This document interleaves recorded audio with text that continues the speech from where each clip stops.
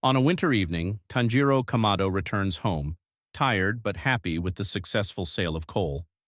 A light dusting of snow covers the ground, and Tanjiro rejoices at the thought that he will soon see his family again. But as he approaches home, he begins to feel strangely uneasy. The forest seems too quiet, and an incomprehensible smell reminiscent of metal hangs in the air. He is overcome with anxiety, but he tries not to give in to bad thoughts. When he enters the house, the anxiety recedes a little. In front of him is a familiar picture. His mother, Ki Kamado, is busy preparing dinner. His younger brothers and sisters play happily by the fire, and Nezuko helps his mother. The house is filled with warmth and comfort, which instantly relieves stress. "You're late, Tanjiro," says the mother with a slight reproach. "But still, we're glad you're back." Tanjiro smiles, drops the bag of coal by the door, and sits down next to Nezuko. His brothers and sisters joyfully surround him, vying with each other, asking questions and laughing. Everything seems calm and normal. But this calm evening is interrupted as soon as the door of the house opens. There is a stranger standing in the doorway whom they have never seen before. He comes inside without an invitation. His gaze is cold, and his voice sounds like an icy wind. "What a nice family, but who said that it should exist forever?" This is Muzan Kibutsuji, the Demon King. He looks at Tanjiro as if sizing him up, and in the next second he is right in front of him. His movements are so fast that no one even has time to flinch. He reaches out his hand to Tanjiro's forehead, and his demonic blood flows into the boy's body. Pain like fire engulfs every cell of the body. Tanjiro falls to the floor, writhing and screaming. "You will become my master," Muzan says with cold confidence. He then turns to Nezuko, who instinctively shields her siblings. "You too," he adds. Muzan's blood pierces Nezuko's body and her scream echoes through the house. Moments later, Muzan leaves, leaving Kamado's house in chaos and horror. When Tanjiro opens his eyes, the world around him seems completely different. His body no longer hurts. On the contrary, he feels incredible strength. But along with this power comes a painful, all-consuming hunger. He hears heartbeats, feels the warmth of blood around him, and these feelings drive him crazy. Nezuko awakens nearby. Her eyes glow bright red like a predator's. She also hears the beating of hearts and feels that attractive smell of blood. Their mother runs up to them to hug them, but her movement only increases their hunger. They no longer see her as a loved one, only as a source of food. Tanjiro lunges at his mother, unaware of his actions. His sharp teeth pierce her flesh and hot blood burns her throat, satisfying her hunger. She screams and tries to break free, but Tanjiro's forces are many times greater than hers. Her screams quickly fade away. Meanwhile, Nezuko, stupefied by hunger, attacks her younger brother. She holds him down with her hands while her teeth pierce his neck. His childish cry breaks the silence of the night, but she eats hastily, not noticing anything around her, as if she is afraid that the food will run out. The remaining two children try to hide, but their smell and the sounds of their heartbeats only fuel their hunger. Tanjiro and Nezuko, overcome with primal rage, find them and devour them until not a single living person remains in the house. With their hunger satisfied, Tanjiro and Nezuko begin to come to their senses. They look back at their hands covered in blood and see the bodies of their family scattered around the room. The realization of what they have done hits them like a cold shower. Tanjiro falls to his knees in front of his mother's body. His tears flow continuously, mixing with the blood on the floor. "Mom, what have I done?" His voice trembles with horror and pain. Nezuko begins to cry too, but her sobs turn into low growls. She looks at Tanjiro, and their eyes meet. There is desperation in them. They are no longer human. They are monsters. Leaving Kamado's house, Muzan walks through the snowy forest, his steps quiet and a faint, almost imperceptible smile on his face. He is deep in thought, thinking about the experiment he just performed. This boy and his sister. There's something special about them, he thinks, feeling the residual vibrations of energy that emanated from them during the transformation. Their bodies withstood my blood, which would have destroyed anyone else. It's not just luck. There's something different about them. His thoughts return to the ancient legends that he studied many centuries ago. These legends told about the so-called Chosen Ones, the rarest creatures born once every 1,000 years. According to legends, such people have a unique vital energy that can either destroy the demon or become the key to its absolute immortality. Is he really one of them? Muzan narrows his eyes, analyzing the events. This power, it feels different. Even though he is a new convert, his body and mind are not completely destroyed. They struggle to maintain their humanity. This is rare. He slows down, remembering the words of one of his servants who was examining ancient manuscripts. The Chosen One is able to go beyond the limits of his natural capabilities. His blood, his energy, they can either destroy evil or subjugate it to their will. If this is true, then this boy could be my greatest weapon, or my death. Muzan feels himself as if trying to realize that he is still alive. If they are truly the Chosen Ones, then their power will become mine. I've already lived for thousands of years, but I am still far from perfect. If this blood really has such power, it will complete my formation. He grins as he imagines Tanjiro and Nezuko, overcome by guilt and hunger, inevitably bowing before him. They will not be able to bear the burden of their nature. Having killed their family, they are already broken. Their souls are torn apart. It's only a matter of time before their guilt pushes them in my direction. What if not? Then the hunters will do all the dirty work for me. Tanjiro sits on his knees, his body trembling in horror and pain. He remembers his mother's face, the cries of his younger brothers and sisters. Every sound, every image seems to cut his soul anew. Nezuko sits next to her, her breathing heavy, her face wet with tears, but a low growl escapes from her throat. She can no longer speak, but her gaze is full of fear and guilt. Nezuko, what happened to us? Tanjiro asks, his voice barely audible. There is no answer, only silence, broken by the sound of the wind howling outside the walls of their ruined home. Tanjiro stands up and looks at the scattered bodies of his family. His eyes burn with determination, even through his tears. It's all his fault, he whispers. That person, that demon, Muzan Kibutsuji. We shouldn't have become this. We shouldn't have done this. He turns to Nezuko, placing his hand on her shoulder. We can't stay here any longer. If we stay, we will die. I promise. I will find a way to bring us back. I'll find him, and I will destroy it. Meanwhile, Muzan thinks about how to use Tanjiro and Nezuko for his own purposes. He is not going to immediately intervene, preferring to watch how circumstances break their will. If this boy is truly the Chosen One, he thinks, his will be strong. But everything strong can be broken. His feelings for his sister, his guilt for killing his family, all this will become his chains. When he surrenders, I will use his power to destroy those who oppose me. He imagines the demon hunters fighting Tanjiro, their fear of his power, how he turns the boy into his weapon, perfectly tuned to destroy their corporation. What if he doesn't give up? Muzan grins. Then he will remain my amusement.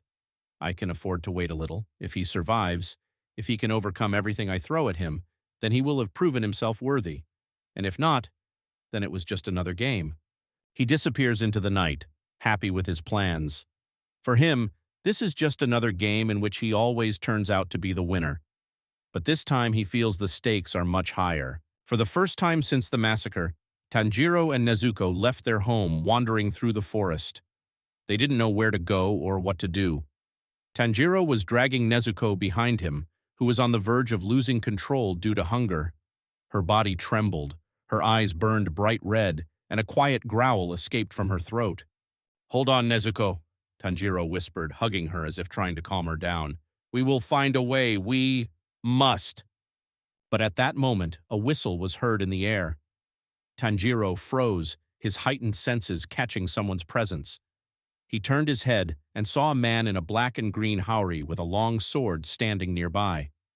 There was cold determination in his eyes. Demons, said Giyu Tomioka, the pillar of water, drawing his sword from its sheath. You will be destroyed. Tanjiro instinctively retreated, shielding Nezuko with his body. He raised his hands, trying to say something, but Giyu had already rushed forward. His movements were lightning fast, and his sword strikes were deadly accurate. Tanjiro barely managed to dodge. Wait, we are not like that, he shouted, feeling the tip of the blade flash dangerously close to his face. We don't want to kill people. You think I'll trust a demon? Giyu replied. His voice was cold, but there was anger in it. Demons always lie. The battle flared up. Tanjiro tried to keep Giyu at a distance using his new speed and strength, but he could not attack. Every attempt to defend himself caused him horror from the thought that he, a demon, could harm a person. Giyu saw only a threat in Tanjiro, and his blows became increasingly stronger. "Giyu, please!" Tanjiro shouted again as the sword pierced the tree next to his face.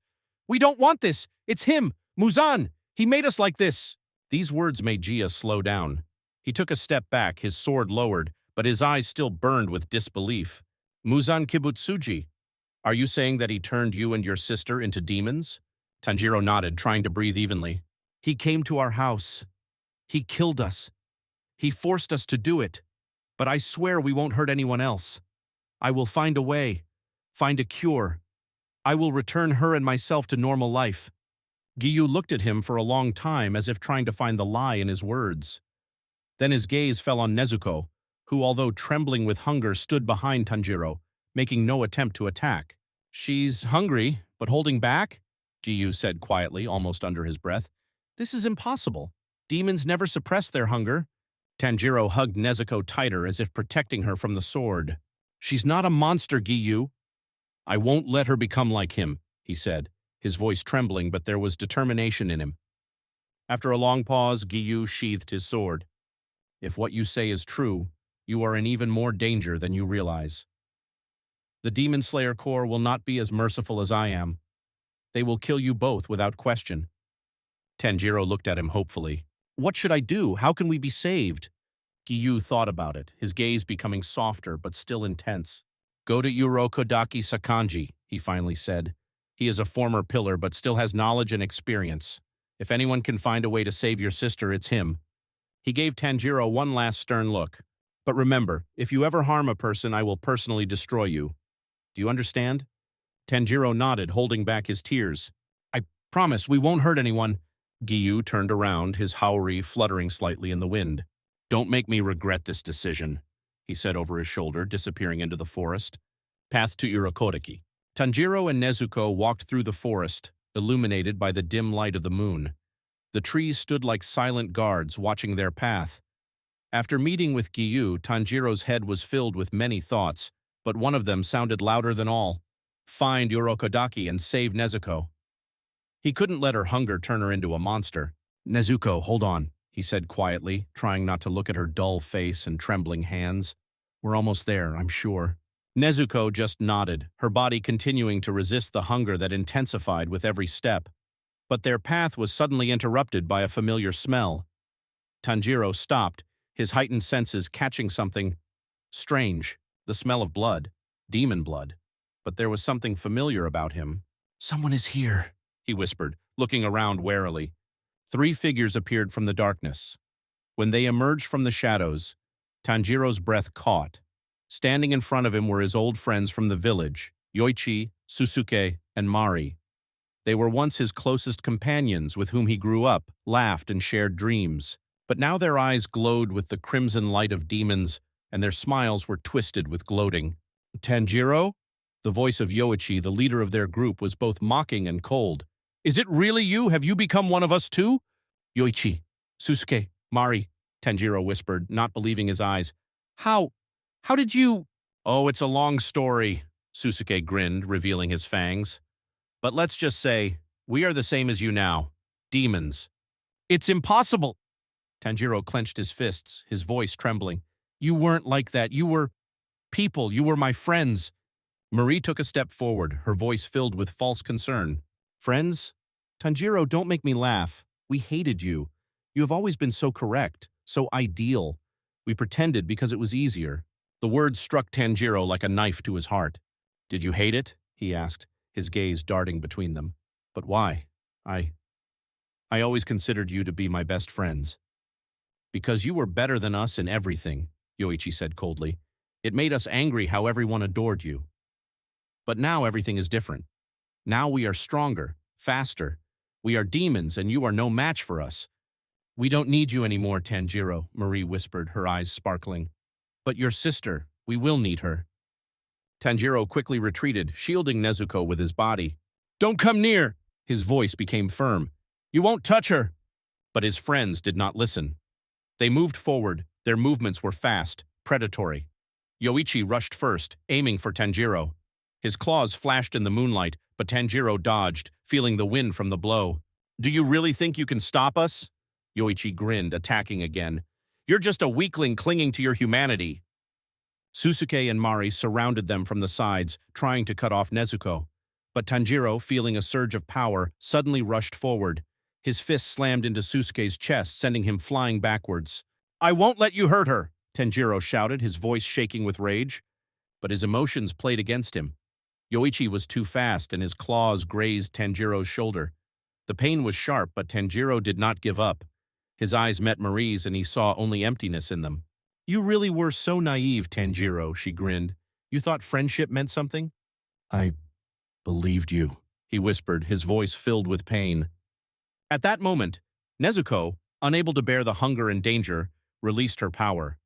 Her body became covered in fiery patterns, and she rushed forward, knocking Marie off her feet. Nezuko growled, her eyes blazing, but she didn't lose control. "Nezuko!" Tanjiro shouted. "Don't let them take over!" After a long fight, Tanjiro and Nezuko were stronger. Their old friends lay defeated, weakened, but not destroyed. Tanjiro stood over Yoichi, his hands shaking as he looked at the one he once considered a friend. Why did you become like this?" he whispered. Yoichi just grinned, blood dripping from the corner of his mouth. "Because demons are always stronger. Humanity is weakness. And you will understand this over time." Tanjiro turned away, taking Nezuko's hand. "I'm not like you," he said, his voice firm. "And I never will." They left, leaving their former friends lying on the ground.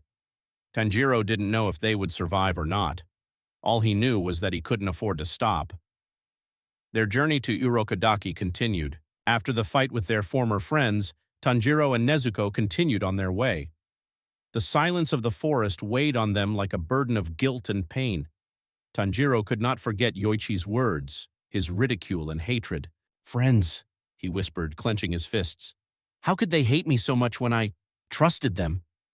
Nezuko, unable to speak, gently touched his arm, reminding him that they should move on. Her look said more than words. They couldn't let the past destroy them. "You're right," Tanjiro sighed. "We need to concentrate for your sake, for our sake." By morning, they reached the foot of Mount Sagiri. Dense forests, shrouded in fog, stretched all around, and on the top of the mountain a house could be seen, surrounded by tall pine trees. This was the home of Urokodaki Sakonji, the former pillar of the Demon Slayer Corps. Tanjiro walked up the path, feeling tired as he walked. Nezuko walked alongside. Her steps were heavy, but she did not lag behind. Finally, they arrived at the house, and Tanjiro knocked on the door. The door opened, and a short man in a dark haori with a red Teng mask appeared in front of them. He looked at them silently, his eyes, hidden behind the mask, seeming to pierce right through them. "You are the one Giyu sent," he finally said, his voice deep and calm. "And this is your sister." Tanjiro bowed so low that he almost touched the ground. "Please help us. We don't want to be monsters. I will do whatever it takes to save Nezuko and myself." Urokodaki was silent for a long time, studying them.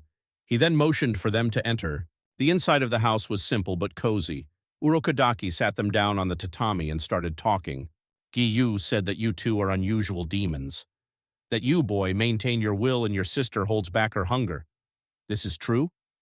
"Yes," Tanjiro replied, his voice firm. "We won't touch people.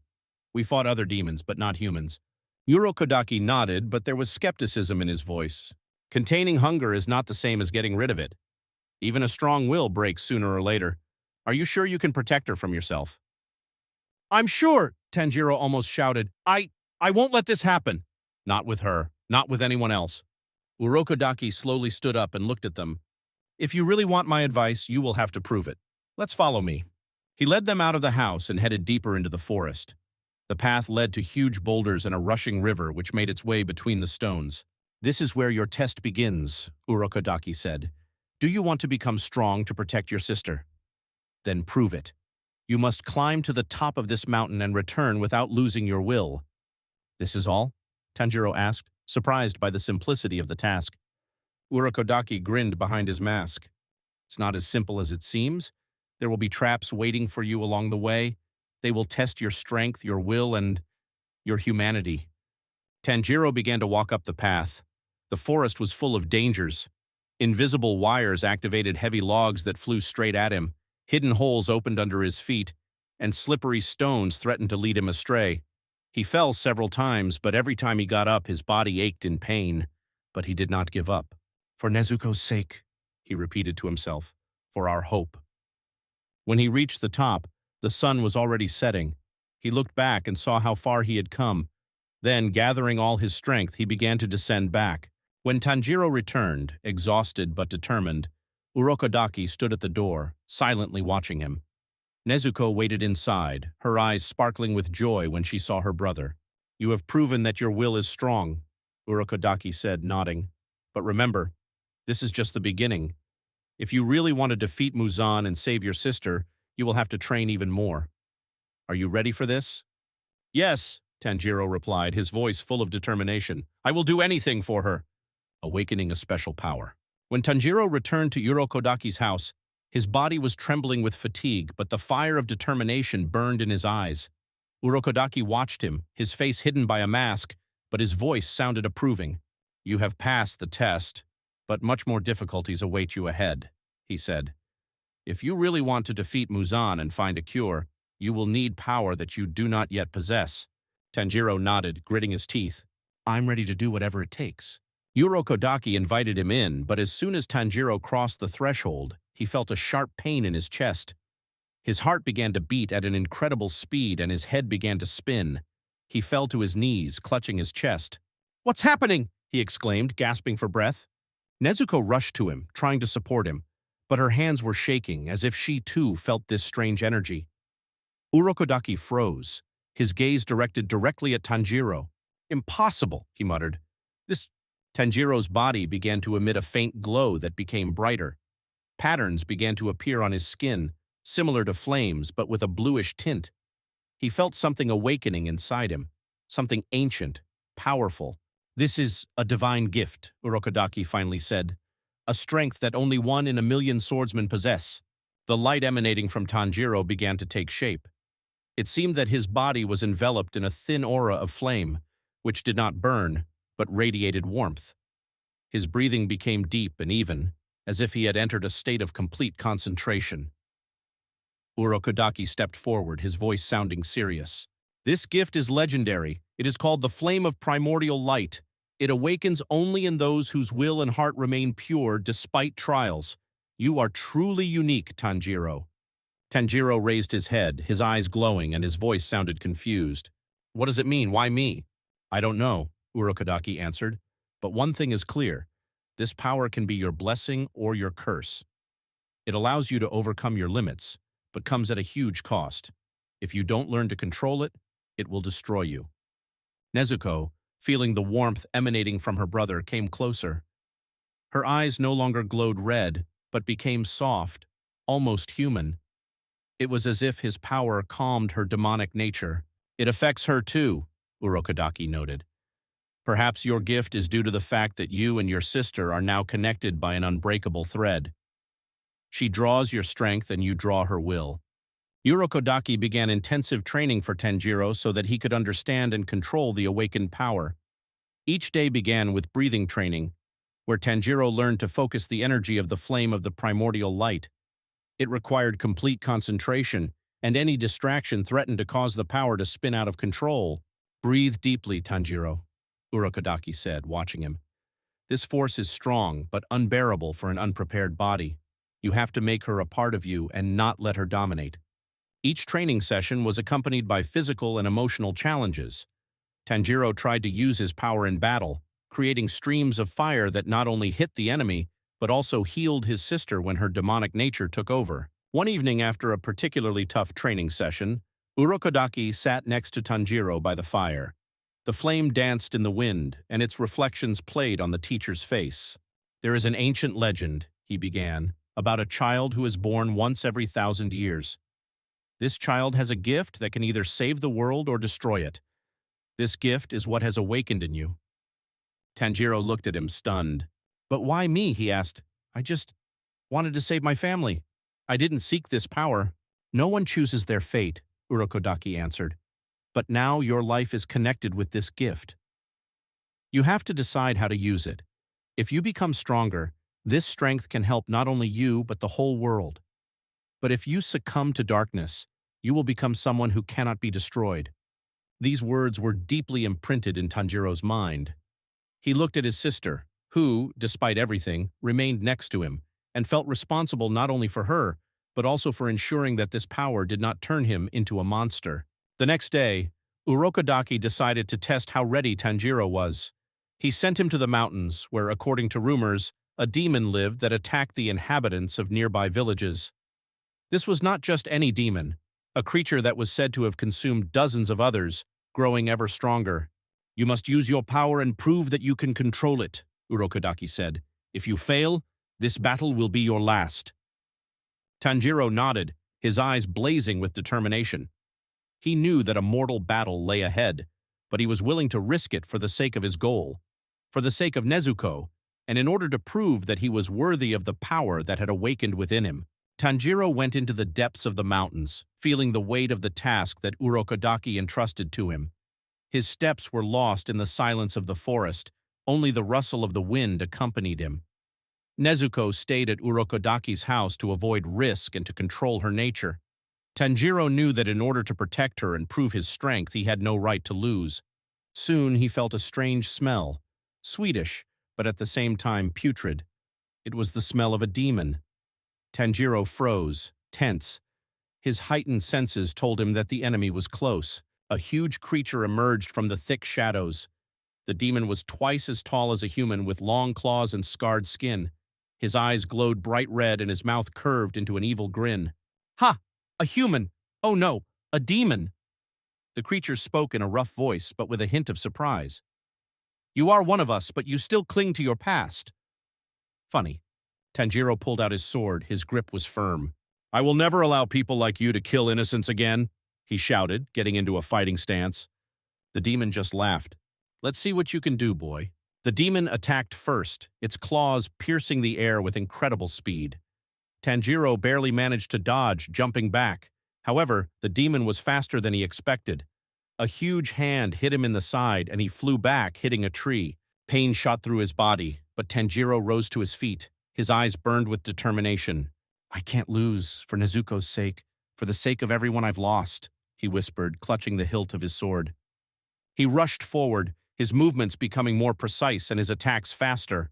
The sword danced in his hands, striking at the demon. However, his opponent was strong, and each missed blow cost Tanjiro new wounds. "You are too weak, boy," the demon laughed. "You will never be able to defeat me." When the demon struck again, Tanjiro felt his strength running out. Blood dripped onto the ground, but in that moment he remembered the faces of his family, their smiles, their laughter, their screams that night. His heart began to beat faster, and he felt something burning inside him. Tanjiro's body began to emit a faint glow that became brighter. His breathing became deep, even, as if he had entered a state of complete concentration. Suddenly, blue-hued flames engulfed his sword, pulsating with every beat of his heart. "What is this?" the demon shouted, retreating. "This is impossible!" Tanjiro raised his sword, his eyes blazing with determination. "I won't let you kill!" he shouted. He rushed forward, the sword emitting bursts of energy with each swing. The demon tried to defend himself, but the blue flames cut his flesh as if it were made of paper. With each blow, Tanjiro's power increased until his final swing cut the demon in half.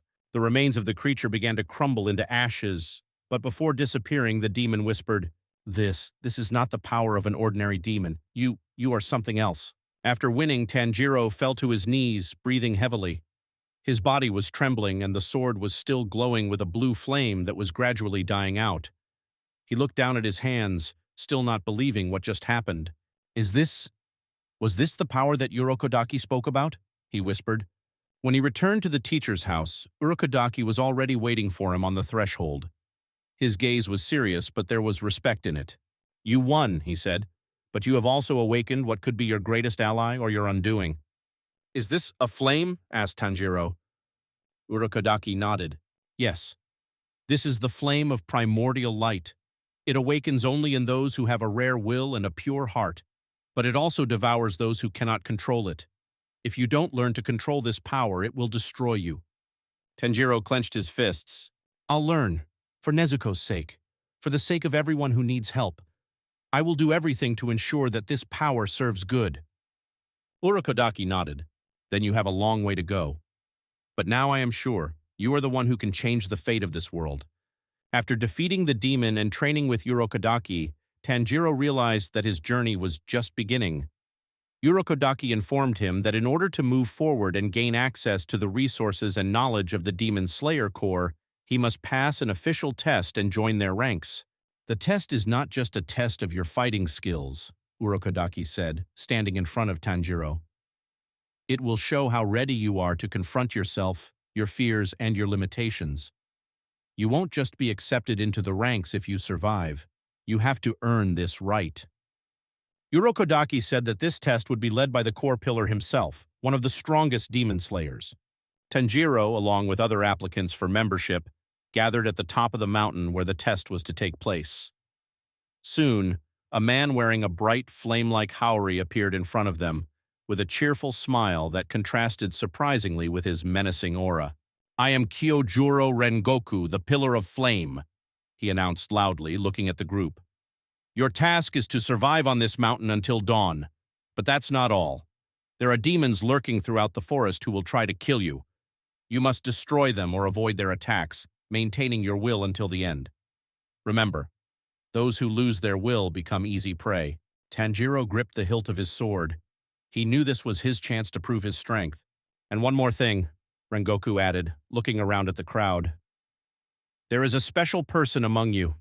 Anyone who can light their own flame, who shows true will, is worthy not only of becoming a hunter, but also of going further. I want to see this power." Tanjiro felt the weight of Rengoku's gaze fall on him. He knew that the pillar was talking about him. As the test began, the group of candidates scattered into the forest. Each of them was determined to survive, but the forest soon showed its treacherous nature. Demons appeared out of nowhere, traps were activated underfoot, and thick fog obscured the paths. Tanjiro moved carefully but quickly. His senses were heightened to the limit, and he sensed the approach of demons long before they appeared. He had already met several of them and defeated them thanks to his speed and ability to predict their movements. But at some point he smelled a smell that was different from the others. It was a strong, foul smell, as if the demon was incredibly powerful. Tanjiro stopped and concentrated. "This is something else," he whispered, clutching his sword tighter. A huge demon appeared in front of him, clearly standing out from the rest. Its body was covered with dense black scales and its claws sparkled like blades. The demon's eyes burned with rage. "You smell unusual," the demon said, grinning. "You are not an ordinary person. Are you also a demon? But why are you on the side of the people?" "Because I'm not a monster like you," Tanjiro answered firmly, getting into a fighting stance. "I will never kill for the sake of hunger or pleasure." The demon growled, charging at him with incredible speed. Their battle has begun. Tanjiro dodged the attacks, delivering precise blows, but the demon was strong. His blows sent Tanjiro flying backwards, hitting a rock. Pain pierced his entire body, but he did not give up. He stood up, gritting his teeth, and remembered Rengoku's words. "Show your will. Show your flame." "I can't give up, for Nezuko's sake, for my family's sake," he whispered, raising his sword. He took a deep breath, focusing on his breathing, and felt a familiar warmth flare up inside him. His sword began to glow with a bluish flame that completely engulfed it. The flame became stronger, the light brighter, and even the demon retreated, frightened by this power. "What is this?" the demon screamed in horror. "This is impossible!" "This is my flame!" Tanjiro shouted, rushing forward. His attacks became lightning fast and powerful, each of them leaving deep burns on the demon's body. In the end, he concentrated all his power into one blow that cut the demon in half. The creature was no longer there. When the test was over, the surviving candidates gathered at the base of the mountain. Rengoku watched them, his gaze attentive. When he approached Tanjiro, there was a mixture of respect and admiration in his eyes. "You have shown your will," Rengoku said. "You have proven that you are worthy not only of becoming a hunter, but also of going further. You don't just fight to survive. You are fighting for something greater, and it makes you strong." He placed his hand on Tanjiro's shoulder. "Welcome to the Demon Slayer Corps, Tanjiro Kamado." Tanjiro bowed his head, feeling his heart fill with determination. It was only the first step, but he knew that he was now on the right path. After completing the official test, Tanjiro was accepted into the Demon Slayer Corps. Along with other newcomers, he went to the headquarters to meet with the head of the organization, Kagaya Ubuyashiki. The journey there was stressful, but Tanjiro felt proud and determined to continue the fight. However, as soon as he arrived at the place, he was greeted not by joy, but by the cold and prickly gaze of one of the pillars. It was Sanemi Shinazugawa, the Pillar of Wind. His fierce eyes and harsh tone immediately created a tense atmosphere. "Is this him?" Sanemi asked, looking at Tanjiro. "A demon who was accepted into the Corps?" "This is wrong," Tanjiro retorted firmly. "I'm not a demon. I am a person who fights to protect others." Sanemi grinned, but his gaze remained contemptuous. "Human? You smell like a demon. It doesn't matter what you say. If you have demon blood, I have to test how strong you are. If you're not strong enough, you have no business being in the Corps." "I will prove that I am worthy," Tanjiro answered calmly. Sanemi just grinned and pulled out his sword. "Then show me what you can do, boy, or die." Sanemi didn't wait a second. His sword sparked and he rushed towards Tanjiro with incredible speed. The wind kicked up dust and leaves as his attack hit the newcomer. Tanjiro barely managed to block the blow, his sword grinding under the power of the pillar. "You're too slow!" Sanemi grinned, attacking again. His movements were chaotic but precise. Each blow was deadly. Tanjiro dodged, but felt Sanemi's power pressing on him more and more. Each swing of the sword was accompanied by gusts of wind that cut the skin like blades. "You're worthless," Sanemi declared, throwing Tanjiro back. "If this is all you can do, you better leave." But Tanjiro stood up, his breathing quickened but his eyes burning with determination. "I won't back down," he said. "For the sake of your sister, for the sake of those who believe in me, I will prove that I am worthy." Sanemi attacked again, his attacks becoming more and more violent. Tanjiro tried to dodge, but the power of the pillar was too great. Another blow knocked him to the ground. Blood dripped from his lips, but he did not give up. At that moment, Tanjiro remembered Urokodaka's words about the will and strength that sleeps inside him. He took a deep breath, focusing on his breathing, and felt something ignite in his body. The bluish flame engulfed his sword again, but now it became brighter, stronger. "What is this?" Sanemi squinted, feeling a strange energy emanating from Tanjiro. Tanjiro stood up, his eyes glowing with the same blue light as the flame. "This is my strength," he said, "and I will prove that I can fight next to you." Tanjiro rushed forward, his speed and strength increased manifold. The sword emitted streams of blue flames that cut the air like wind. Tanjiro's blows became lightning fast, and now Sanemi was forced to defend himself. "This is impossible," Sanemi exclaimed, trying to counterattack. "Where do you get such power?" But Tanjiro was already in a state of complete concentration. His movements became smooth but deadly. He delivered a powerful blow that knocked Sanemi back. Flames engulfed the area around them, and Sanemi tried to counterattack, but suddenly his body froze. What did you do?" he whispered before losing consciousness and falling to his knees. Silence covered the battlefield. Tanjiro stood there, breathing heavily, his sword still glowing with a faint blue flame. The other pillars who had been watching the fight came closer, amazed at what they had just seen. Kagaya Ubuyashiki, the head of the corps, stepped forward. His voice was soft but soulful. "You have proven your strength, Tanjiro Kamado. You have proven that you are worthy to be among us. This power you have awakened is rare and dangerous, but I see that you have a good heart. Welcome to the Demon Slayer Corps." Tanjiro bowed, and Rengoku, standing next to him, put his hand on his shoulder. "You did it, boy," he said with a smile. "Even Sanemi will respect you now, when he comes to his senses."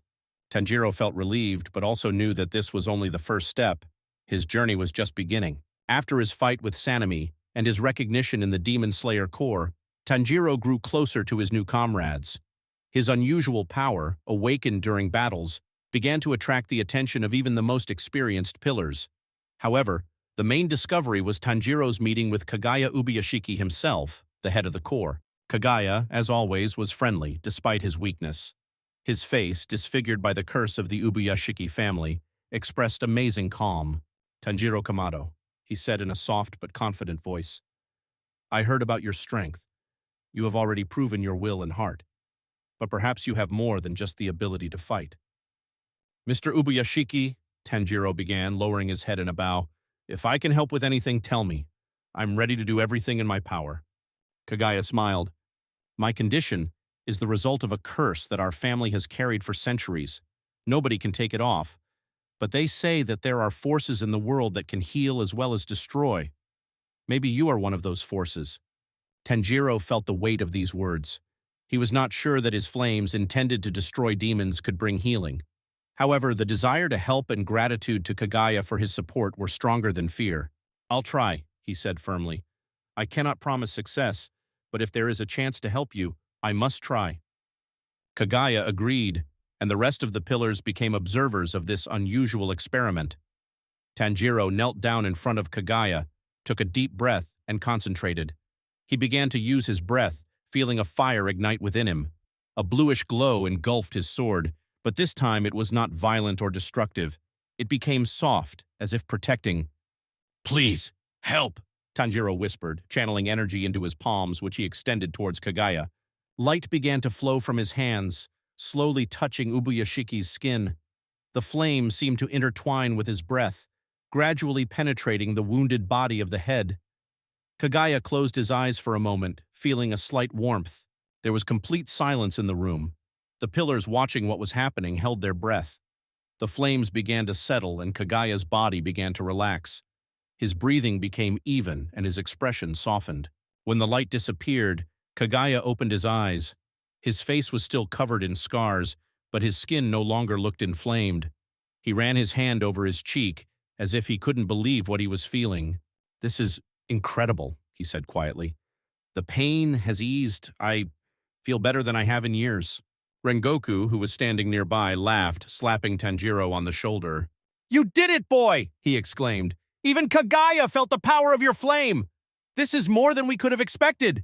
But Tanjiro, although happy, did not lose his caution. This is just the beginning, he said. I'm not sure I completely lifted the curse. But if I can learn to use this power better, maybe I can help you heal completely. Kagaya smiled, his voice sounding calm but deep. You gave me hope, Tanjiro. Hope that even the darkest curses can be weakened.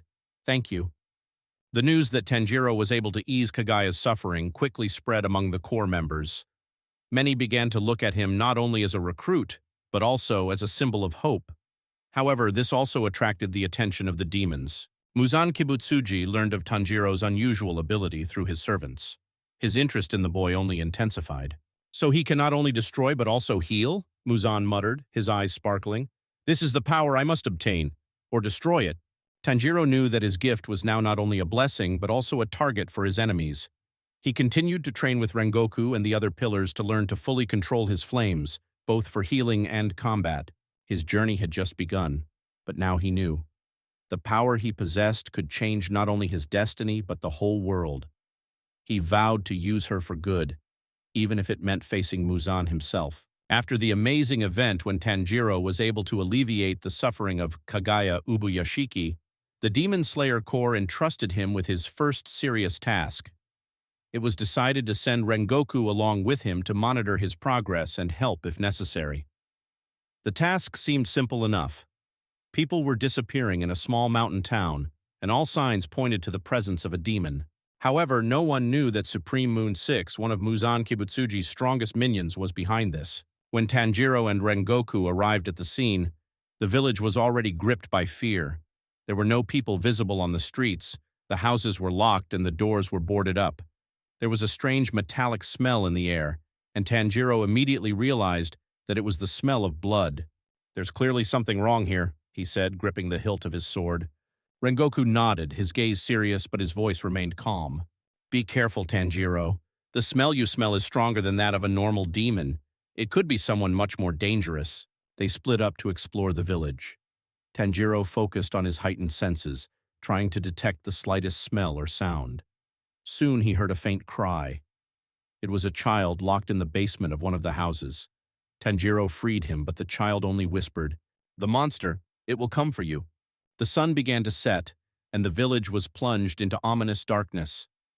Tanjiro met up with Rengoku near the central square, where the air suddenly became heavy.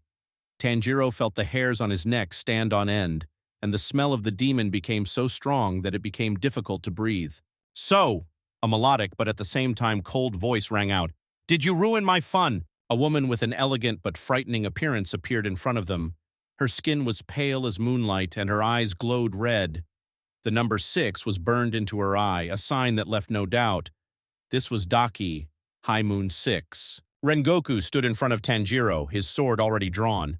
Tanjiro, be careful. This is not just a demon. This is one of Muzan's strongest servants. Don't fight alone. But Ducky just grinned as she watched them. Do you really think you can stop me? Fools. Your blood will be my dinner. Ducky didn't give her time to think. Her attacks were fast and deadly. She used her long ribbons like blades that flew at incredible speed. Rengoku fought evenly, his flames meeting her ribbons, but even he felt that her strength surpassed anything he had faced before. Tanjiro couldn't stay away. He joined the fight, trying to cover Rengoku. His bluish flames flared with each swing of his sword, but Daki was too fast. Your movements are predictable, boy. She grinned, attacking him from an unexpected direction. Her ribbon hit Tanjiro, throwing him against the wall. He stood up with difficulty, blood running down his face, but his eyes burned with determination. I won't give up, he said through the pain, for the sake of everyone who has suffered from people like you. As Daki struck again, Tanjiro suddenly felt a familiar warmth awaken within him again. His breathing became deep, and the bluish flames engulfed his sword, becoming brighter and stronger. But this time, it has changed. Golden flashes appeared in the center of the flame, reminiscent of sunlight. What kind of power is this? Daki exclaimed, stepping back as Tanjiro raised his sword. Rengoku felt this energy and looked at Tanjiro in surprise. This is solar flame, he said, a power that can destroy even the most powerful demons. Tanjiro rushed forward, his attacks becoming lightning fast. Each wave of flame cut through Ducky's ribbons and her body began to burn despite her attempts to defend herself. She screamed in pain, but her rage only grew. You'll pay for this, boy, she shouted, preparing for the final attack. Tanjiro gathered all his strength and concentrated it into one blow. His sword burst into bright sunlight and he broke through Ducky's defenses. His blow was so powerful that her body began to disintegrate into ashes. It's impossible, she whispered, disappearing. You are not an ordinary hunter. When the battle was over, Tanjiro fell to his knees, breathing heavily. Rengoku walked up to him, placing his hand on his shoulder. You didn't just prove your strength, Tanjiro. You have shown that you are capable of dealing with even the greatest threats. But your journey is far from over. The news that Tanjiro had defeated the Supreme Moon spread throughout the Corps. This event became a symbol of hope for all hunters. However, Muzan, upon learning of Daki's defeat, realized that Tanjiro's power posed a real threat to him. That boy, Muzan muttered. He will either be my death or the key to my victory. After defeating Daki, Tanjiro and Rengoku returned to Corps headquarters. Although Tanjiro felt exhausted, his heart burned with determination to continue the fight. He was told that he would now be working in a group with other hunters, and he soon met two newcomers who were to join his team. The first was Zenitsu Agatsuma, a blond man with a frightened expression on his face. As soon as Tanjiro introduced himself, Zenitsu began to wail. Why do I have to fight demons? I don't want to die. Why did I even become a hunter? He screamed, clutching his head. Calm down, Tanjiro said with a smile, trying to cheer him up. We will work together, and I will do everything to make sure none of us gets hurt. Zenitsu looked at him, tears sparkling in his eyes. Is it true? Will you protect me? Oh, thank you. I always knew you were a good person. The second was the complete opposite, Inosuke Hashibira, who wore a wild boar mask. He suddenly walked up to Tanjiro, leaned towards his face, and growled, You look weak! Fight me right now! Come on, show what you can do! Tanjiro took a step back, trying to explain. We don't need to fight each other. We're a team. But Inosuke had already drawn his swords, preparing to attack. Team! I am a leader, and I will prove it in battle! He shouted. Rengoku, who was watching this scene, laughed. They are so different, but this is their strength, he said. Good luck, Tanjiro. The team was given a new task. People were disappearing in one of the remote villages, and the locals reported strange sounds coming from the forest. Tanjiro, Zenitsu, and Inosuke went there, despite Zenitsu's constant lamentations and Inosuke's restless antics.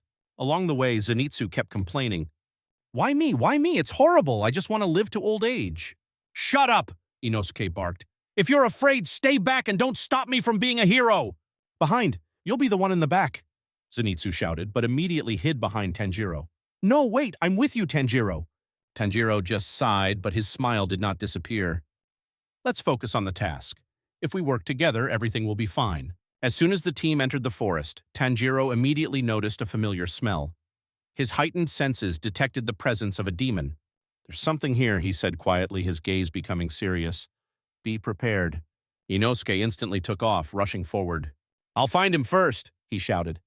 Inosuke, wait, Tanjiro shouted, but it was too late. Zenitsu, clutching Tanjiro's shoulder, trembled. He's crazy. He will destroy us all. But before they could catch up with Inosuke, a demon appeared from the shadows. Its body was long and snake-like, and its eyes glowed red. He grinned, looking at the hunters. Newbies, he said. What a wonderful dinner. Inosuke rushed forward without hesitation, but the demon was faster. His tail knocked Inosuke off his feet and he fell, but immediately jumped up. You won't leave, he shouted, attacking again. At this time, Zenitsu began to shout. We will die! We will all die! Zenitsu, calm down, Tanjiro shouted. I'll cover you! When the demon switched to Zenitsu, he seemed to be completely numb with fear. His eyes closed and he suddenly went into a completely different state. His body relaxed and he took a deep breath. Thunder breath. First form, thunder and lightning, said Zenitsu. His movement was so fast that the demon did not have time to react. With one lightning strike, Zenitsu cut his arm. Tanjiro and Inosuke froze, amazed by what they saw. Is he sleeping? Inosuke exclaimed. How does he do this when he sleeps? The demon, wounded, roared and rushed at them, but Tanjiro took up the attack. His sword flared up with bluish flames again, and he delivered a powerful blow that weakened the enemy. Let's finish this together, he shouted. Inosuke joined the attack, and their combined efforts succeeded in destroying the demon. When it was over, Zenitsu woke up with no memory of what happened. What, demon? Was he here? Are we still alive? He shouted, clutching his head. Inosuke laughed, patting him on the back. You fought like a beast, but I was still better. Tanjiro smiled as he watched them fight. You did great, he said. We are starting to become a team. And although their journey was just beginning, Tanjiro felt that with such comrades he could go through any test. Funny situation, going for provisions. After completing the mission in the forest, the team of Tanjiro, Zenitsu, and Inosuke headed to a nearby village to replenish their food supplies and rest. It seemed that the dangers were behind us. But who would have thought that simply buying provisions would become a real challenge, especially with Inosuke and Zenitsu? Tanjiro walked forward with a responsible expression on his face, holding a shopping list. We need to be organized. We'll buy everything quickly and calmly, he said, turning to his comrades. But at that moment, he saw Zenitsu and Inosuke already starting to create chaos. Zenitsu saw a girl selling rice cakes and instantly forgot about everything.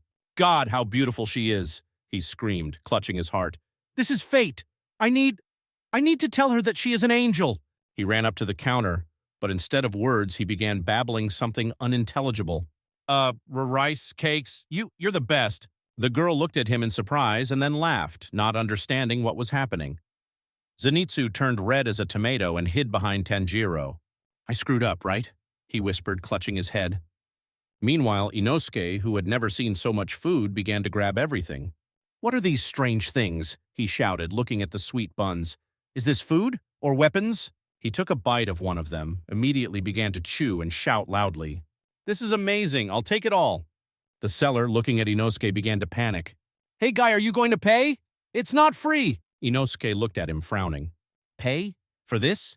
Didn't I deserve it because I'm the strongest? Tanjiro at this time tried to resolve the situation. Sorry, I'll pay for everything he took, he said, taking out the coins. But then he saw Zenitsu return to the girl with the pies. I have to try again, he said, full of determination. I'll ask her name.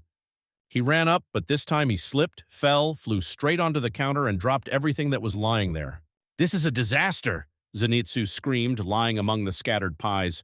The girl rolled her eyes, but smiled anyway. When the team finally finished shopping and gathered at a local tavern to eat, Inosuke was faced with a new problem. A chair. What is this strange structure? He asked, pointing to a wooden chair. It's a chair, Tanjiro answered tiredly. You sit on it when you eat. Are you sitting? Inosuke looked at him with suspicion. I don't trust it. It looks weak. He sat down on a chair, but instead of just sitting, he began to sway and shout. It's like an enemy. I'll tame him. This is not an enemy. This is furniture, shouted Zenitsu, who was already trying to calm down. Just eat your food. But at that moment, The chair under Inosuke collapsed, and he crashed to the floor, dropping a bowl of soup directly on Zenitsu. "My soup!" Zenitsu yelled as he tried to dry his clothes. "Why do you always break everything?" "It wasn't me," Inosuke barked, standing up. "This chair turned out to be too weak for my greatness." "Maybe you just don't know how to sit like a normal person," Zenitsu shouted. "Who do you call normal? I am the strongest," Inosuke barked, starting to chase Zenitsu around the tavern. Tanjiro clutched his head as he watched the chaos, but finally broke down and laughed. "You two are definitely best friends," he said, looking at them. "Friends!" they shouted at the same time, clinging to each other. When they finally calmed down and began to eat, Tanjiro smiled as he looked at his comrades. "Despite all the chaos, I'm glad we're working together. You two make every day, well, interesting." Zenitsu sighed, pointing at Inosuke. "If this guy doesn't destroy something else, it will be a miracle." Inosuke laughed. "I'm still the coolest here." Their argument continued, but Tanjiro couldn't help but smile. He knew that despite all the difficulties, their team became stronger because of their friendship, even if it was so chaotic. After several successful missions and victories over the demons, Tanjiro realized that their strength was still not enough to resist Muzan. Although his own primordial light flame was growing stronger, he was worried about Nezuko. Her strength grew, but she still had difficulty controlling her instincts and was unable to use her abilities to their full potential. One day, after another task, Tanjiro turned to Urokodaki. "Teacher," he began, bowing before the elder, "I want Nezuko to also begin full training. Her power is great, but she doesn't know enough how to control it." Urokodaki thought for a moment and then nodded. "It won't be easy," he said. "She's not like other demons. Her nature is special, and the blood of Muzan that flows in her veins can either help or destroy her. If she couldn't control this power, the consequences would be dire." "I believe in her," Tanjiro said firmly, looking straight into Urokodaka's eyes. "And she believes in me." Nezuko's training began in the same place where Tanjiro once trained. She not only had to strengthen her body, but also learn to cope with the inner darkness that pulled her towards her demonic nature. Tanjiro helped her as best he could. He explained the basics of breathing, showed her how to focus on movements, and supported her in moments when she could barely stand on her feet. But one day during training, something unusual happened. Nezuko was performing an exercise that required complete concentration. She had to climb to the top of a mountain without succumbing to demonic hunger and break a huge boulder with one blow of her strength. Tanjiro watched her from afar, worrying about her every step. When Nezuko finally reached the boulder, her body was shaking with fatigue. She took a deep breath as her eyes began to glow red. She concentrated all her strength into her fist, but suddenly her consciousness began to cloud. Her demonic nature took over for a moment. "Nezuko!" Tanjiro shouted, rushing towards her. But at that moment, her body began to emit dark energy. Black patterns similar to the ones Muzan wore covered her skin. Her claws lengthened, and her eyes glowed brighter than ever. "This is," Tanjiro whispered, stopping a few steps away from her. Nezuko slammed her fist into the boulder, and it shattered into pieces, but her power didn't stop. The dark energy around her intensified, as if she was becoming something more than just a demon. "This is Muzan's blood," Urokodaki said, appearing next to Tanjiro. "She awakens a power that is usually only available to him." Nezuko began to lose control. Her breathing became ragged, and her eyes searched for new targets. Her gaze fell on Tanjiro, and for a moment she looked like she didn't recognize him. "Nezuko, it's me, Tanjiro!" he shouted, trying to awaken her consciousness. She rushed at him with incredible speed. Her blows were powerful, but Tanjiro used his strength to defend himself.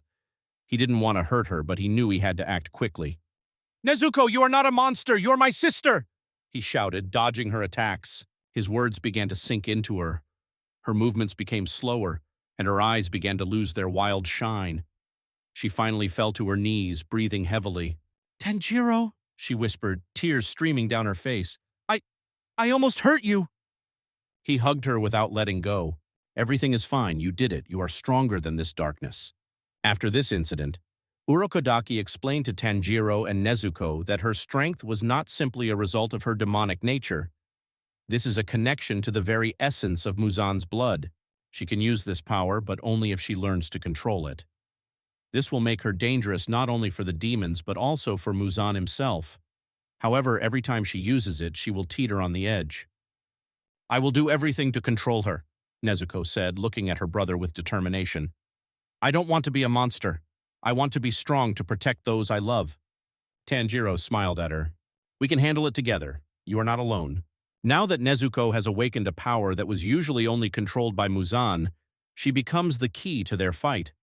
However, they knew that this was just the beginning. A new test awaited them, using this power in battle with stronger demons. This power can be our weapon against him, Tanjiro said, looking at the sunset. But we must be ready. We must become stronger than ever. Their path became more and more difficult, but the determination in their hearts became stronger. Nezuko, now possessing a power that could be both a gift and a curse, was even closer to becoming a key player in the battle against Muzan. After grueling training and difficult missions, Tanjiro began to notice that there was something more hidden in his body. Sometimes he felt a strange pressure inside him, but he could not understand what it meant. One night, while he was deeply asleep, he had an unusual dream. In this dream, he found himself in a desert, where everything around was shrouded in bright golden light. Standing in front of him was a tall man with long hair, wearing a red haori with a pattern resembling flames.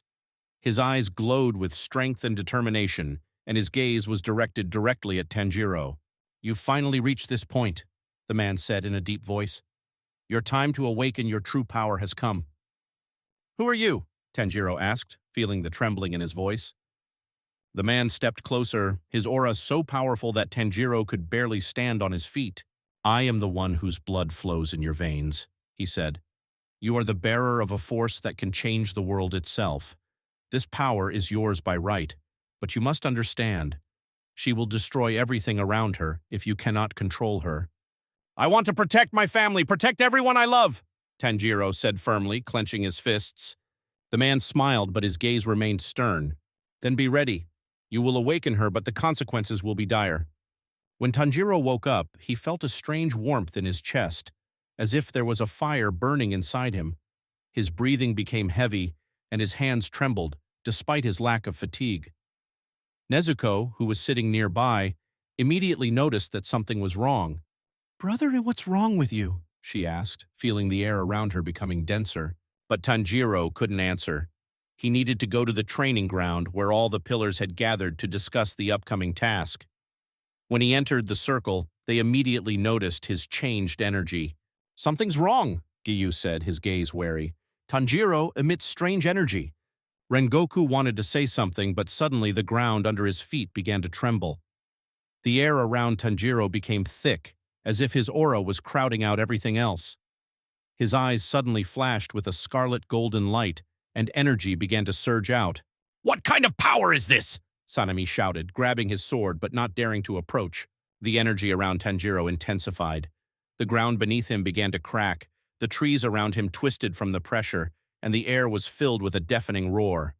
The pillars, the most powerful demon hunters, could not stand on their feet.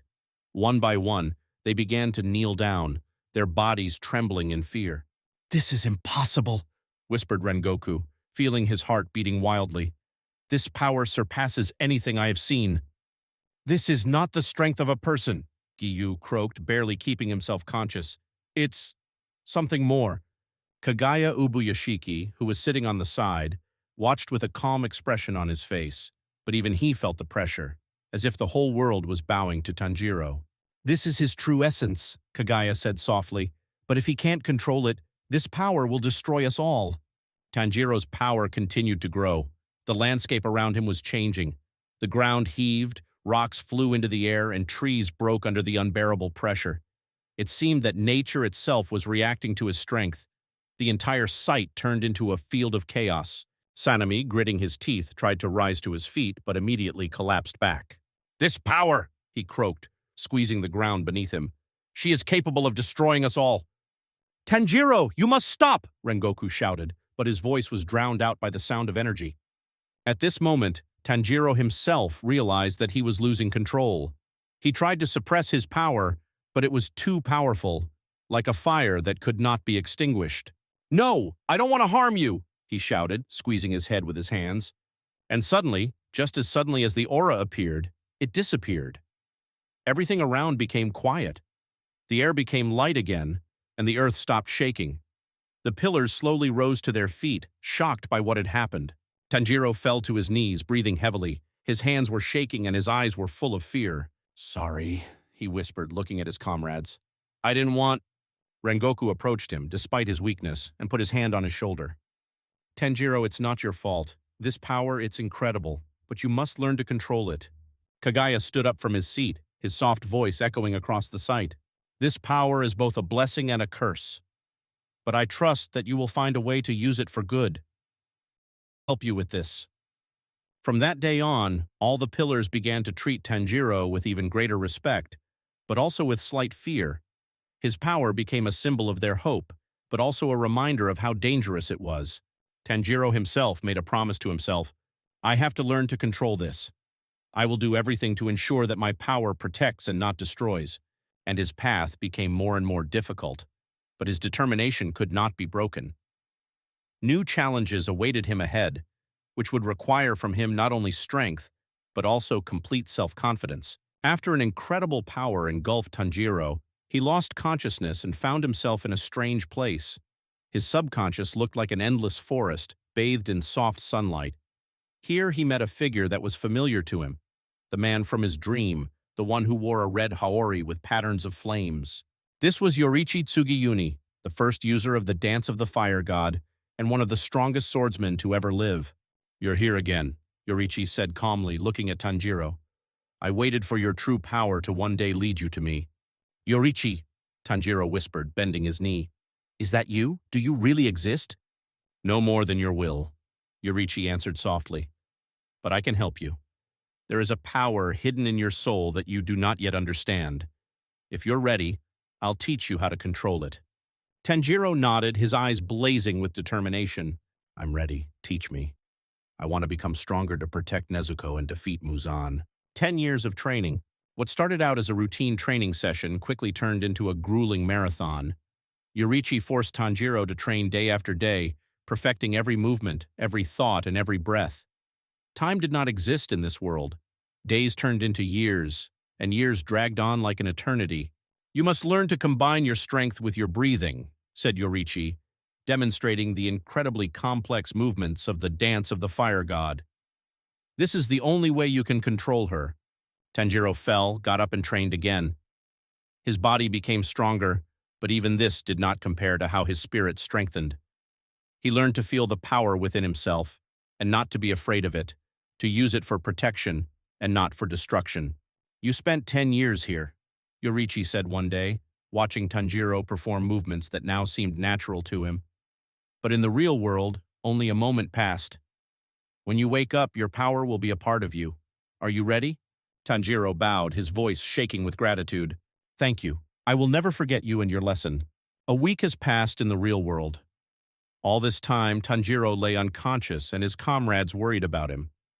Nezuko sat next to him, not leaving a single step, and Inosuke and Zenitsu came in from time to check on his condition. When Tanjiro opened his eyes, the first person he saw was Nezuko. Her face lit up with joy. "Brother, you woke up!" she screamed, hugging him. But before he could say a word, Inosuke burst into the room. "Finally, weakling!" he shouted, towering over Tanjiro. "Have you decided to sleep through all the fun, or is this your new tactic, to lie there and do nothing?" Tanjiro smiled, feeling his body fill with strength. "Sorry to keep you waiting," he said, "but I feel like I'm ready now." Inosuke snorted, waving it off. "Ready? You were only prepared to sleep for— have been training like crazy, in your dreams." He laughed, but immediately fell off the bed, unable to keep his balance. Zenitsu rolled his eyes as he walked into the room. "Yeah, he woke up and now this boar is back to his usual way of acting like an idiot." "I heard it, Yellowhead!" Inosuke barked, jumping up. "Say that again and I'll beat you right here!" Zenitsu hid behind Tanjiro, pleading, "Tanjiro, save me from this wild beast." Tanjiro just laughed, but at that moment he felt new energy pulsing inside him. His body was strong, his spirit unshakable, and he knew that his training with Yoriichi had not been just a dream. They changed it. After the laughter in the room died down, Rengoku walked in to check on Tanjiro. "You look different," he remarked. "Even your presence has changed. Are you ready to test your new power?" Tanjiro nodded. "Yes. I feel like I can use it now, and I want to test it in a real fight." Rengoku smiled, his eyes lighting up with enthusiasm. "Great. We have a new task. The demon who destroyed an entire village is waiting for us. This will be your test. Nezuko stood next to Tanjiro, her eyes blazing with determination. We can handle it together, she said. It will be interesting, Inosuke shouted, drawing his swords. I'll show everyone who's boss here. Zenitsu followed them, trembling. Or maybe we just come to an agreement with the demon. It works sometimes, right? POV. While Tanjiro was unconscious, Inosuke and Zenitsu, although worried about their comrade, could not just sit around doing nothing. Their week had become a series of strange events, training sessions, and unexpected awakenings. Inosuke didn't understand what wait meant. Once he realized that Tanjiro wouldn't wake up anytime soon, he decided that this was the perfect time to become even stronger. But his training, as always, was unconventional. Why is everyone just sitting and waiting? He shouted, running around the yard. We must do something useful. I'll go fight the rocks. He literally started struggling with the boulders that were on the training ground. With each blow, his swords left deeper and deeper cracks on their surface. Inosuke, these are just stones, Zenitsu shouted, standing to the side. Are you completely crazy? Stones are my first enemies. When I deal with them, I will become the strongest, Inosuke barked, delivering a powerful blow that suddenly split a huge boulder in half.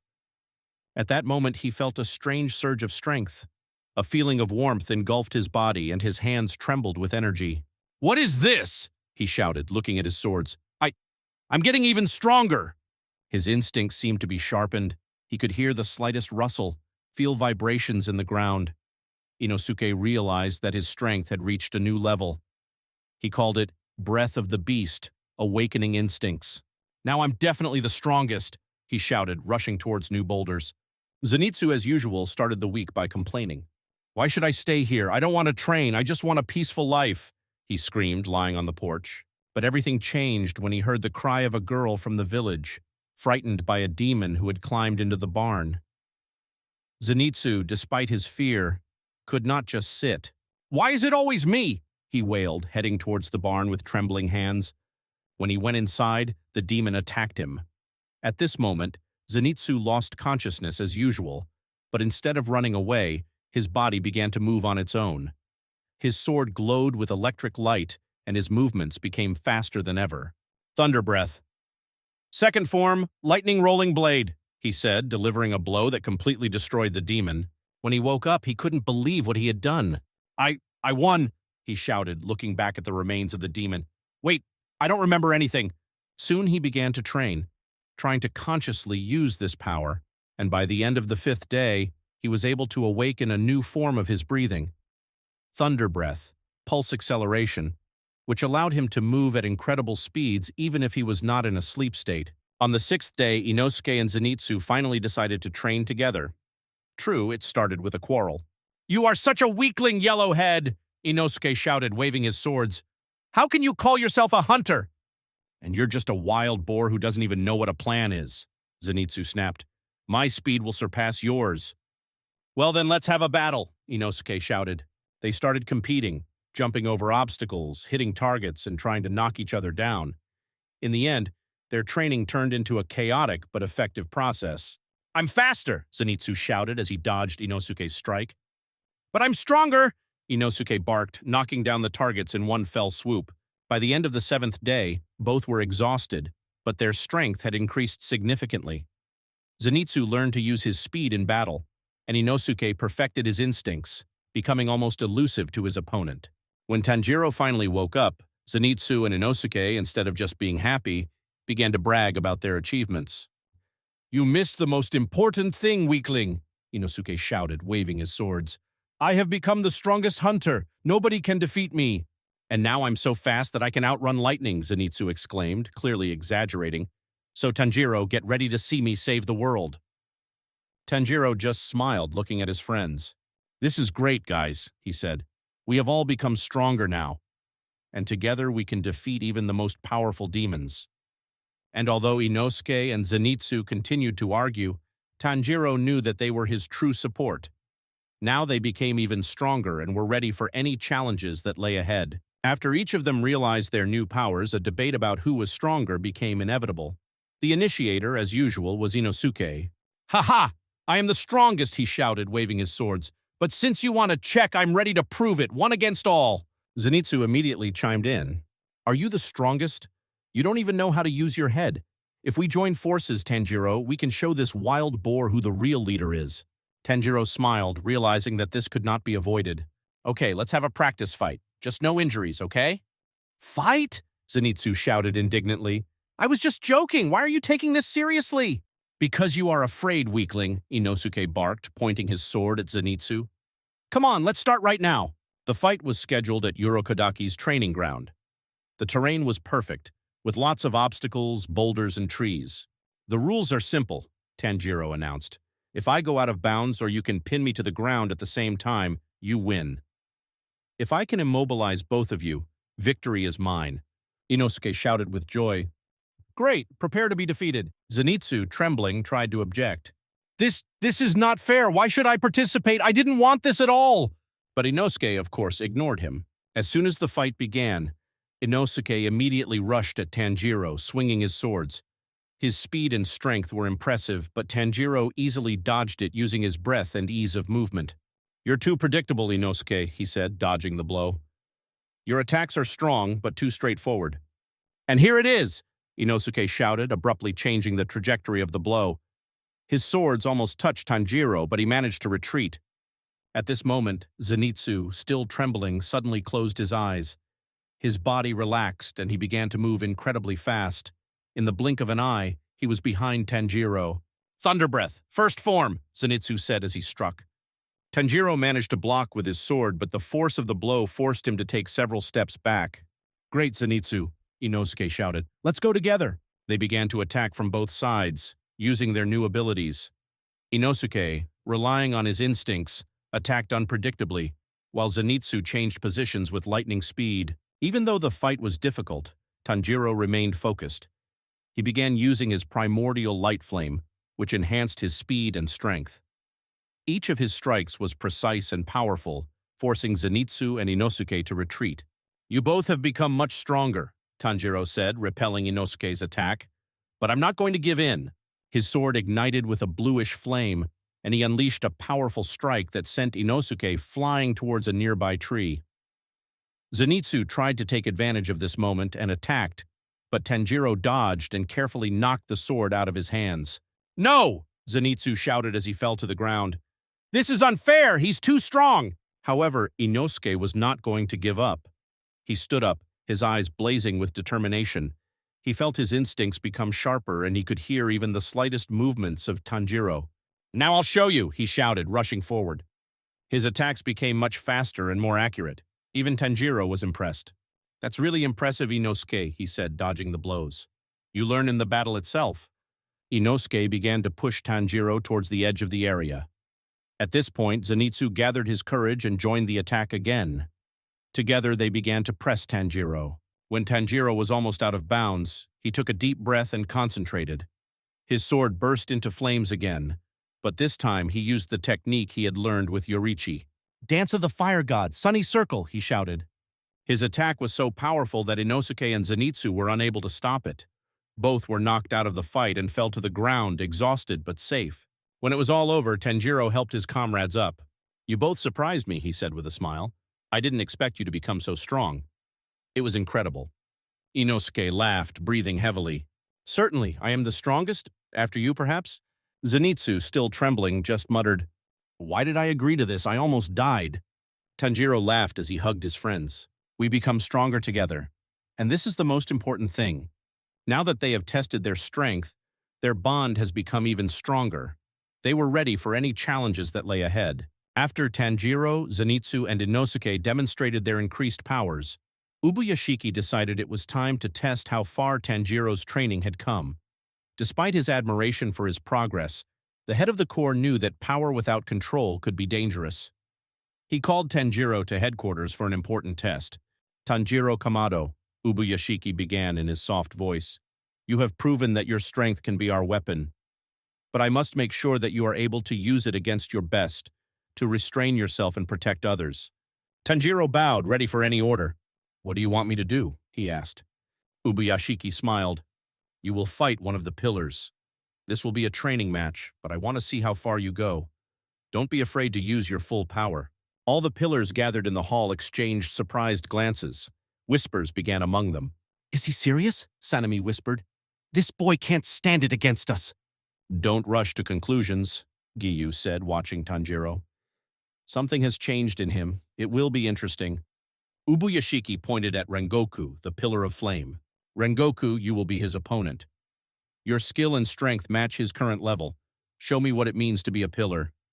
Rengoku nodded, his eyes sparkling with enthusiasm. It will be an honor, he exclaimed. I want to see what you can do, Tanjiro Kamado.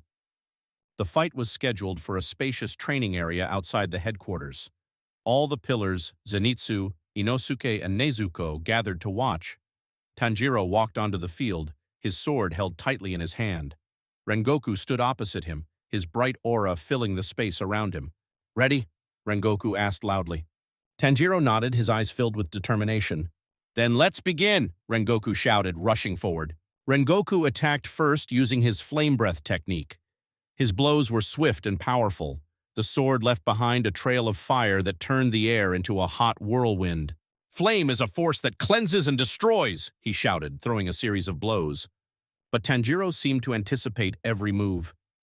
His steps were light, like a dance. He dodged the attacks with minimal movement, his bluish flames flaring up every time he deflected a blow. You're surprisingly fast, Tanjiro, Rengoku admitted, stepping back slightly. But can you stand it? Rengoku used his strongest technique, ninth form ringing. His sword turned into a stream of fire that quickly surrounded Tanjiro. There seemed to be no way out, but at that moment, Tanjiro's eyes flashed with golden light. He took a deep breath, concentrating, and his sword glowed even brighter. Dance of the Fire God, Solar Rift, he shouted. His blow cut through Rengoku's curtain of fire with such force that the pillar himself barely had time to dodge. The explosion of energy forced all observers to the ground. Rengoku stopped, his breathing heavy. He raised his hand in defeat. You win, Tanjiro, he said, smiling. Your strength is incredible. I have never seen such determination and skill. But the main thing is your will. She makes you special. Tanjiro bowed, his face intent. Thank you for the fight, Rengoku-san. It was an honor. After an impressive fight with Rengoku, Ubuyashiki, the head of the corps, decided that the true limits of Tanjiro's power needed to be tested. His next task was unexpected and almost impossible, to fight against all the pillars at once. When Ubuyashiki announced his decision, the room was filled with whispers. This is too much, Giyu said, crossing his arms. Even if he defeated Rengoku, fighting all of us is absurd. Absurd? Senemi snorted, grinning. I'll say more, it will be a humiliating defeat. Rengoku, despite his recent defeat, looked at Tanjiro with respect. He surprised me, he said. I think we shouldn't underestimate him. Ubuyashiki raised his hand, calling everyone to silence. This fight is not just a test of strength. This is a way to determine whether he can withstand the pressure of the strongest. He must learn to control his power, even when on the edge. Tanjiro bowed, accepting the challenge. I'm ready, he said firmly. The training ground was prepared for battle. All the pillars stood in a circle surrounding Tanjiro. The atmosphere was tense. Nezuko, Zenitsu, and Inosuke watched from the edge, worried for their friend. Are you sure you can handle it? Zenitsu asked, trembling. Of course he can handle it, Inosuke barked. If not, I'll jump out there myself and show these pillars who's boss. Sanemi crossed his swords and looked at Tanjiro with a smirk. You can give up right away, boy. This will save everyone time. I won't give up, Tanjiro replied. Even if it is hard, I will do everything to prove my strength. Ubuyashiki gave the signal for the battle to begin. The pillars began to attack Tanjiro in unison. Sanemi, being the most aggressive, was the first to rush forward. His attacks were fast and chaotic. Giyu used his water-breathing techniques to create water barriers that blocked Tanjiro's movement. Mitsuri Kanroji, the pillar of love, attacked with grace, but her blows were deadly. They fight like it's a real battle, Zenitsu shouted. This is unfair! Tanjiro tried to dodge and counterattack, but against all the pillars, his movements were not fast enough. Every mistake cost him painful blows. He fell, got up, and fought again.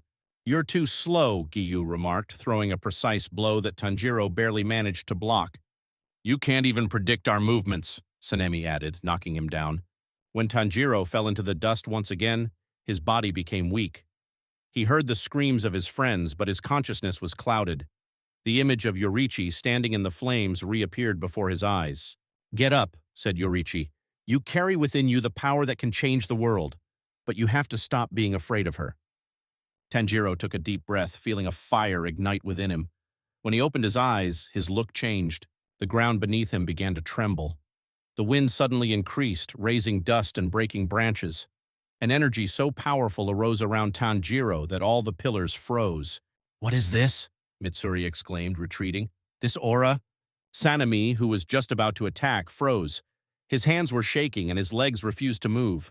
"It's impossible," he breathed. Why can't I get closer?" The energy emanating from Tanjiro became so powerful that the ground began to crack and a roar filled the air.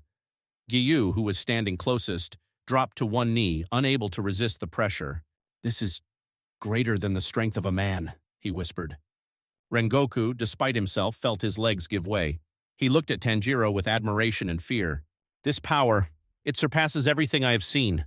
Ubuyashiki smiled softly as he watched what was happening. This is his limit. No, this is just the beginning. Tanjiro realized that his aura scared even those who were close to him. He took a deep breath, remembering Yorichi's words. His sword glowed with a bluish light, and his aura began to subside. "I don't want to be a threat," he said, looking at the pillars. "I want to protect." He gathered all his energy into one movement. His attack was so powerful that every pillar felt it, but no one was hurt. The blast of energy caused everyone to retreat, acknowledging its power. When the dust settled, all the pillars rose. Sanemi, despite his pride, could not hide his admiration. "Damn, this boy." Giyu came closer, his gaze serious. "You have proven that you are worthy to be among us." Rengoku laughed loudly, slapping Tanjiro on the shoulder. "It was a great battle. You are a real hero." Ubuyashiki came closer, his voice soft.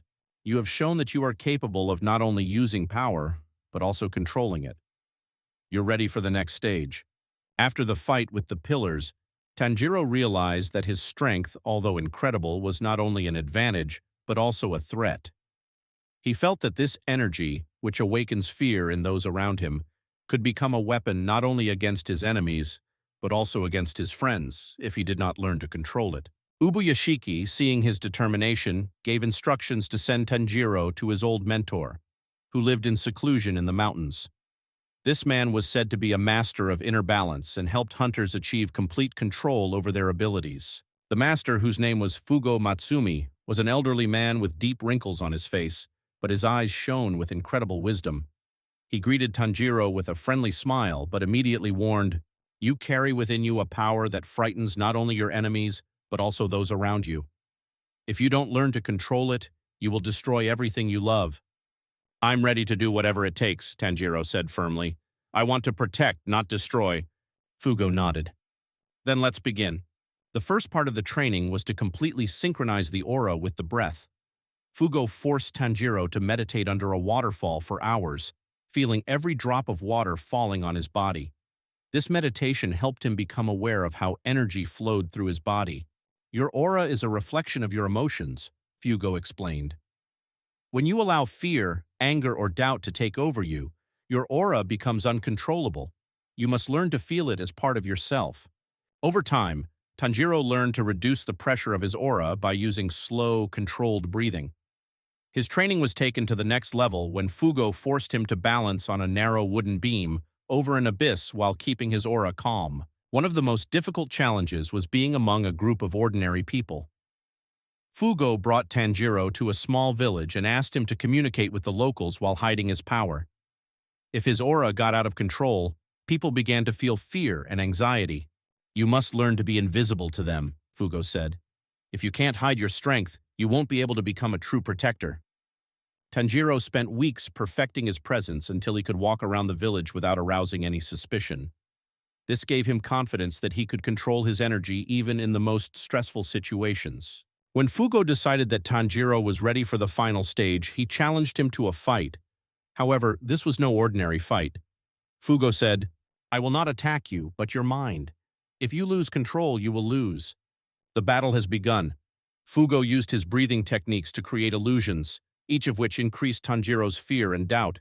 He saw images of his dead family, heard Nezuko's screams, saw Muzan defeat him.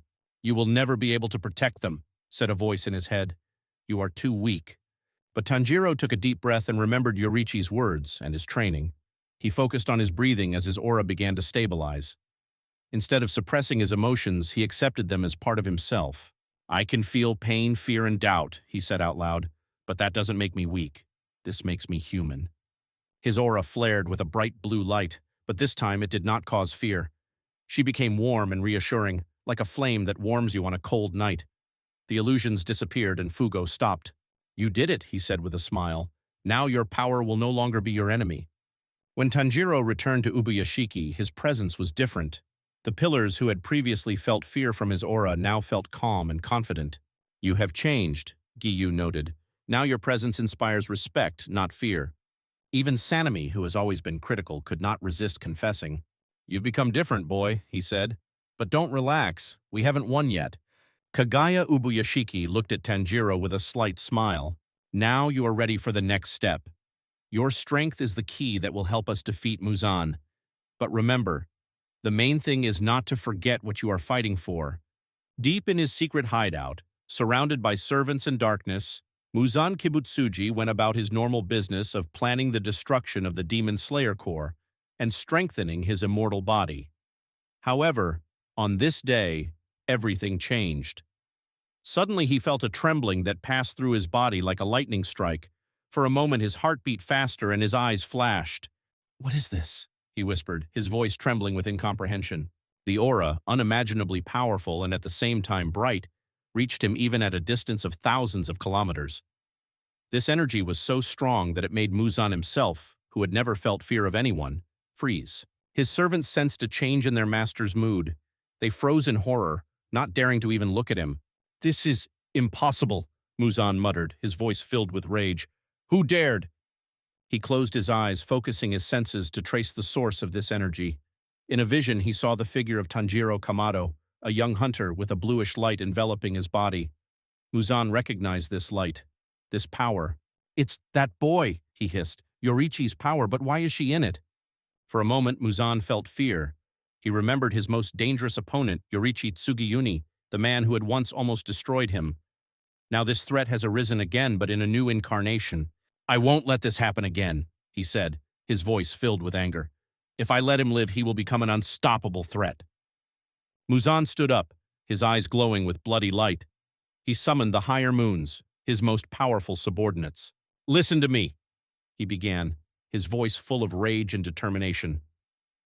"Tanjiro Kamado is a hunter who has become the owner of the power that can destroy me. I can feel it even here. If he continues to develop his abilities, he will be the end of me." Akana, High Moon 1, raised his head, looking at Muzan with respect. "Do you want us to kill him?" he asked. "No," Muzan replied, clenching his fists. "You can't.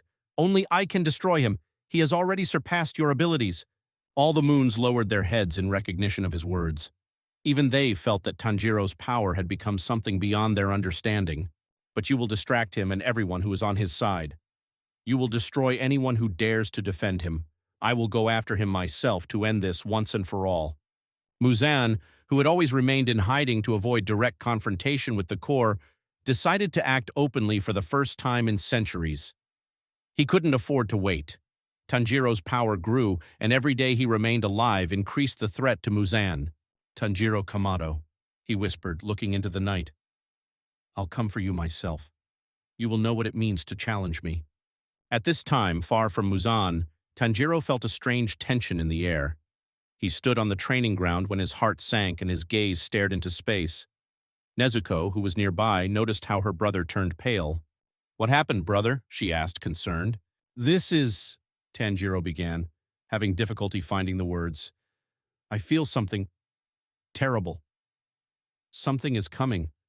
It's like darkness that wants to consume everything."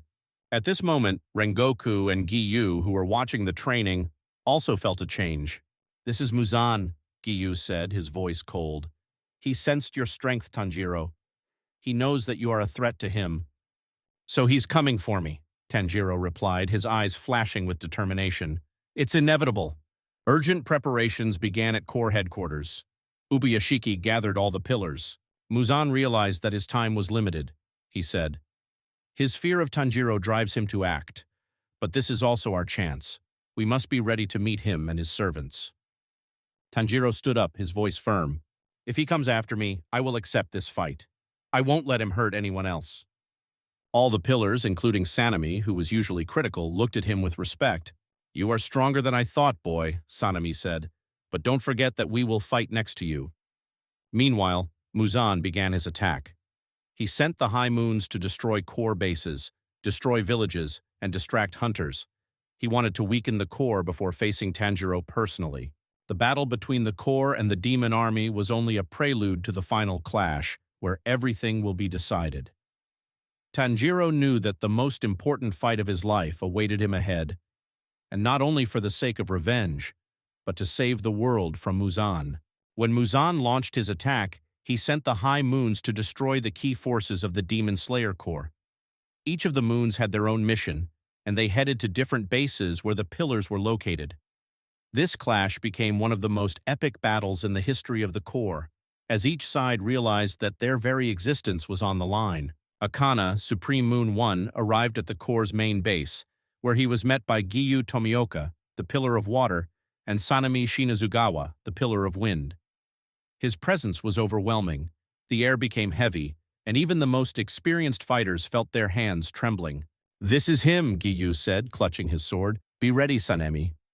He's more dangerous than we could ever imagine.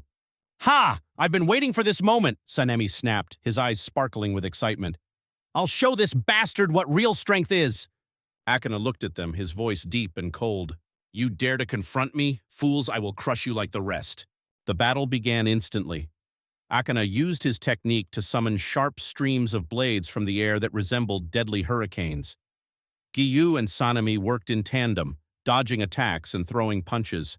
Their synchronization was amazing, but Akana's power surpassed anything they had faced before. He's damn fast, Sanemi shouted, dodging the blow. We need time to find his weakness, Giyu replied. Don't give in to anger.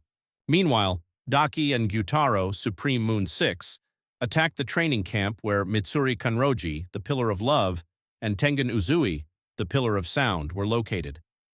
The two acted together as always, but their strength was frightening. What a cute couple, Daki grinned, looking at Mitsuri. But your love will not save you. Don't expect us to retreat, Mitsuri replied, her sword glowing brightly. Tengen, cover me. As you say, Tengen grinned, let's make it bright. The battle was chaotic. Gyutaro used his poisonous sickles, which could kill even the most experienced fighters, and Daki controlled her ribbons, creating deadly traps. However, Mitsuri and Tengen did not yield. Their fighting styles, full of grace and power, forced the demons to constantly go on the defensive. These two aren't that helpless, Gyutaro noted, dodging Tengen's attack. But they can't reach us, brother, Daki replied, pointing her ribbons at Mitsuri. Gyoko, Supreme Moon 5, attacked another base, where he was met by Zenitsu Agatsuma, Inosuke Hashibira, and Muichiro Tokito, Pillar of Mist. Gyoko, with his ability to manipulate water and create vile creatures, immediately became a serious threat. You look pathetic, Gyoko said, looking at Inosuke. Do you think you can stand against me? Pathetic? I'll show you who's pathetic, Inosuke barked, rushing forward. Zenitsu, despite his fear, was ready to use his lightning speed. Muichiro remained calm, his sword sparkling like morning mist. Don't underestimate him, Muichiro warned. His attacks are insidious. The fight was intense. Zenitsu used his thunder breath to launch swift strikes. Inosuke used his instincts, and Muichiro created barriers of mist to slow Gyoko down. But the demon continued to attack, creating more and more dangerous creatures. Each battle became more and more brutal. The pillars, using their last reserves, began to awaken new levels of power. Giyu and Sanemi combined their techniques, creating deadly water vortexes that were able to break through Akana's defenses. Mitsuri and Tengen simultaneously attacked Daki and Gyutaro, destroying their connection. Muichiro, Zenitsu, and Inosuke, thanks to their determination and support from each other, were able to wrest the initiative from Gyoko. Zenitsu used a new technique to knock the demon down, and Muichiro dealt the final blow. As the smoke from the battle began to clear, the pillars stood, exhausted but undefeated. Many of the high moons were destroyed, but some were able to escape to report to Muzan what had happened. It was incredible, Tengen said, leaning against the sword. We survived. This is just the beginning, Giyu replied. Muzan won't stop. Tanjiro, who was watching the battles from the headquarters, realized that the moment of the decisive battle was approaching. Now that the pillars had shown their power, it was time for the final confrontation with Muzan himself. If you want, I can continue the story with the preparation for the final battle or the beginning of the battle with Muzan. After defeating several upper moons, tensions among the hunters and demons reached their peak. The pillars, although they had won important victories, realized that their strength was running out. Each battle left indelible marks on them, but hope continued to burn in their hearts. At this time, Muzan, having learned about the defeat of his servants, fell into a rage. He gathered the remaining high moons and prepared to strike the final blow. However, he knew that Tanjiro Kamado was a threat that could not be ignored. Kagaya Ubuyashiki gathered all the pillars to discuss the next step. His soft voice sounded confident despite the tense atmosphere. "We struck a blow that weakened Muzan," he said, "but his answer will be cruel. We must prepare for the final battle. Each of you will play an important role in this battle." Tanjiro, sitting among the pillars, listened intently. "I'm ready to face him," he said. "If he's looking for me, I have to take responsibility for it." "You won't be alone," Giyu said, looking at Tanjiro. "We will fight together." "Yes," Inosuke shouted, clutching the hilts of his swords. "I'll show this bastard what real fighting means." "It will be deadly," Rengoku added, "but we can't afford to lose." The pillars and their allies began to prepare. Nezuko, despite Tanjiro's protests, insisted on fighting alongside him. "You are my brother," she said. "I won't let you be there alone." Tanjiro squeezed her hand, knowing he couldn't stop her. Zenitsu and Inosuke were not going to stand aside either. Zenitsu, despite his fear, decided to use his new technique to protect his friends. "If I die, it will only be with you," he muttered, trying to hide his trembling. "Yes, you won't die at all, because I will save everyone," Inosuke shouted, slapping Zenitsu on the back. The night was darker than ever. The Demon Slayer Corps concentrated in the last fortress, awaiting an attack. Soon, the air was filled with terrible energy. The ground began to tremble, and the silhouettes of demons appeared in the distance. It was Muzan who personally led his army. "Today I will destroy you all," he said, his voice booming like thunder. He took a step forward and everyone felt his overwhelming aura. Even the most experienced pillars felt their knees tremble. "Don't be afraid," Rengoku shouted. "We are hunters. This is our duty." Muzan raised his hand and darkness began to grow around him. His servants rushed to the attack and the battle began. Giyu and Senemi fought side by side, fending off attacks from numerous demons. Their technique was so coordinated that the demons fell one after another. Mitsuri and Tengen attacked from the other side, creating devastating combinations of their techniques. Tengen used his exploding swords, and Mitsuri destroyed enemies with her flexibility and speed. Zenitsu and Inosuke encountered one of the upper moons, but using their new abilities, they were able to survive.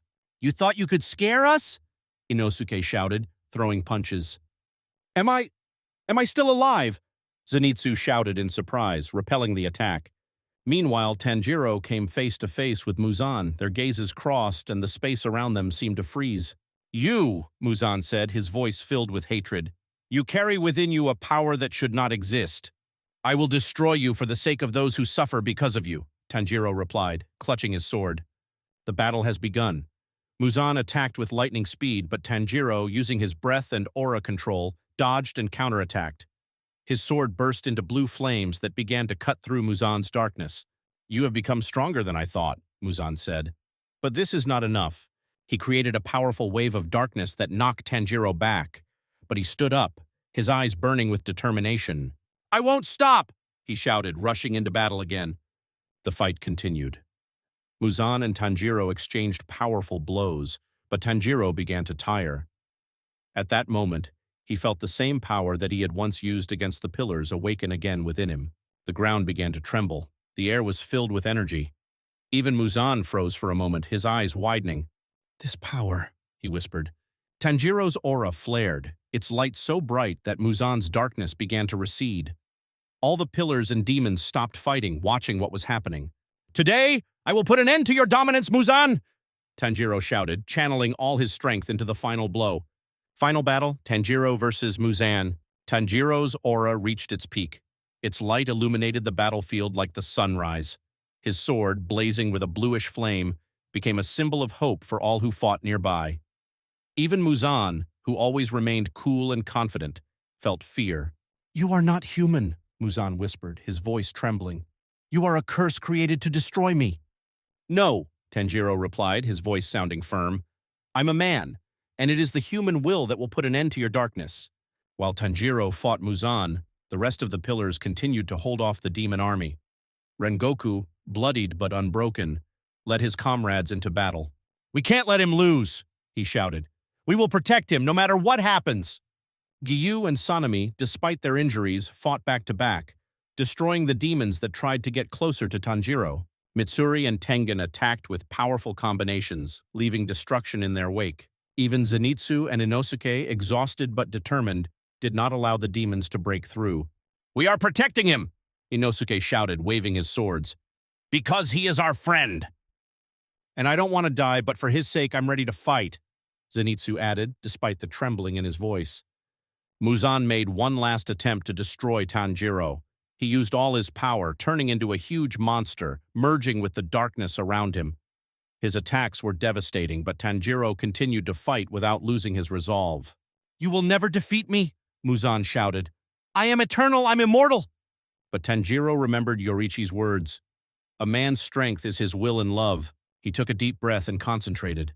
His sword flared even brighter, blue flames now mixing with golden light. "This is Dance of the Fire God, last form, Sunny Dawn!" Tanjiro shouted as he delivered the final blow. The sword cut through Muzan's darkness, destroying his body.